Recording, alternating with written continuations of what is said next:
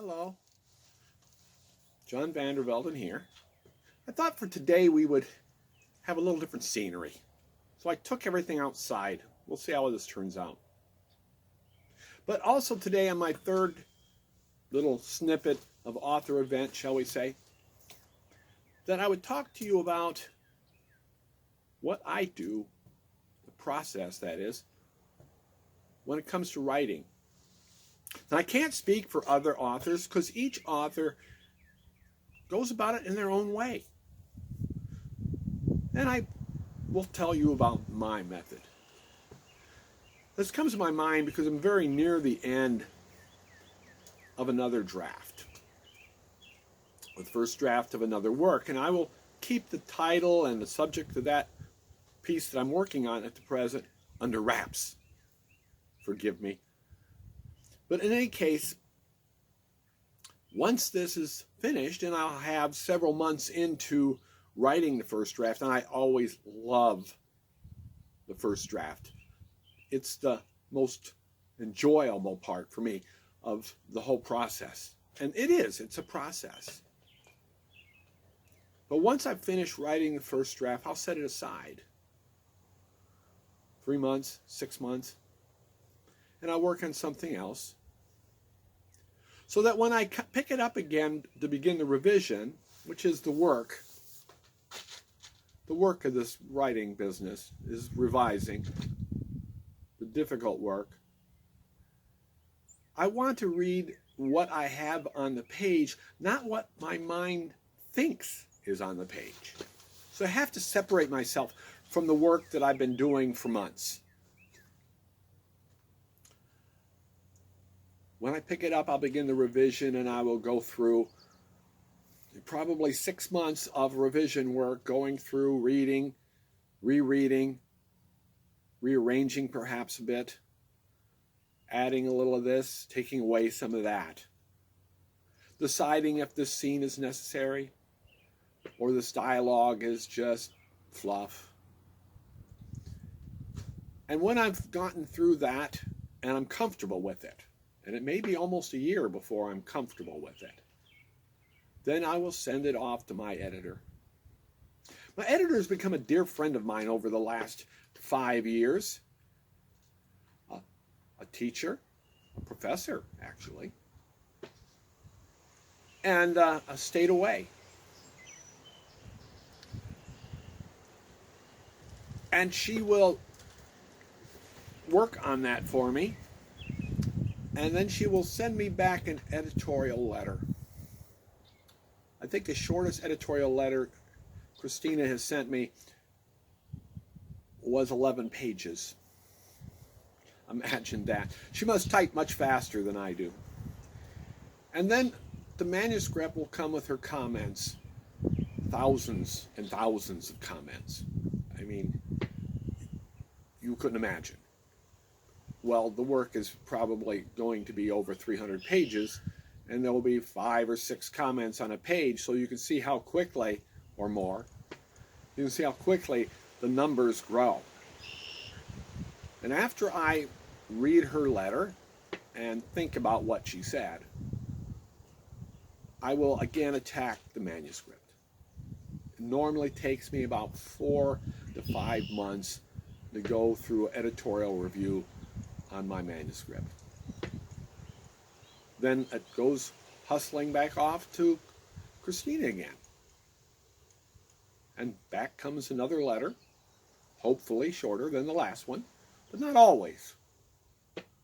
And again, there's several comments, thousands of comments over the pages. But it is my choice. These are my words, aren't they? I get to choose over which changes that she suggests that I should make. Which ones I use and which ones I don't. But I have to trust my editor, and if I didn't trust my editor, I wouldn't have her work with me. The time it takes is astounding. The work is a great deal.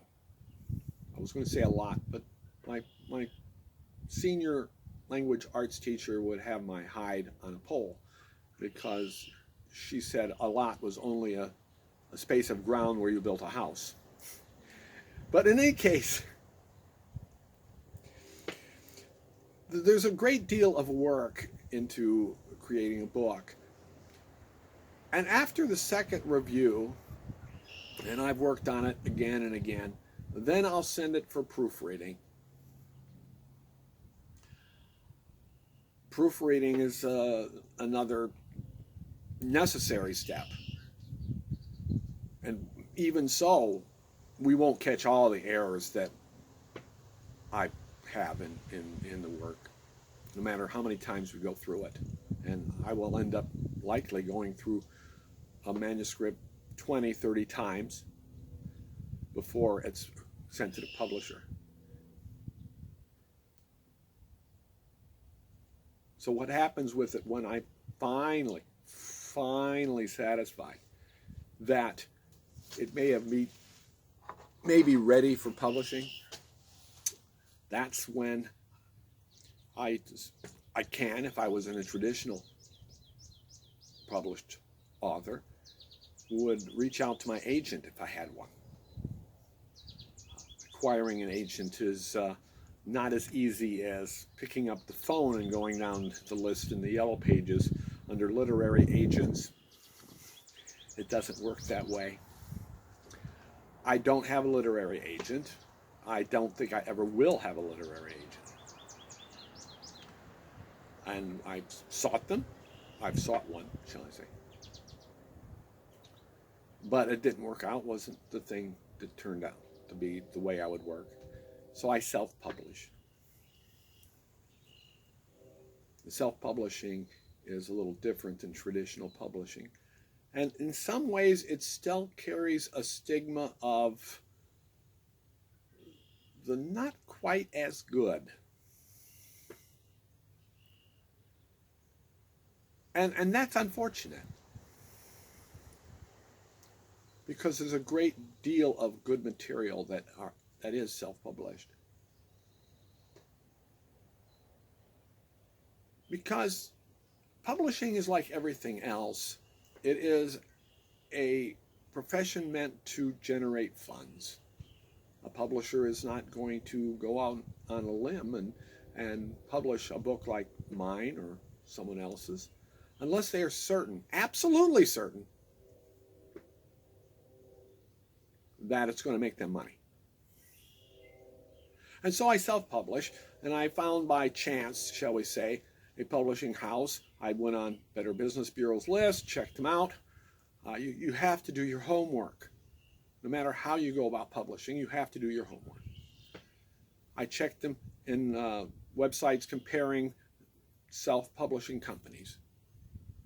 I've gone to great lengths. I'm satisfied that though my self-publisher surely isn't a perfect company, they have done me quite well. And I will likely work with them again, mainly because I know them. And I don't like working with strangers. They've become people that I know by their first names. And that's pretty much what I'm going to tell you today. So I hope you enjoy the sunshine on the days that you have it. Today is a beautiful, glorious day. And that soon this COVID crisis will be a memory. And we can have normal lives. And then perhaps you'll take the time to visit me at one of my regular face-to-face author events. Well, until then, or until the next time I'm bold enough to try to videotape myself again. Have a great day.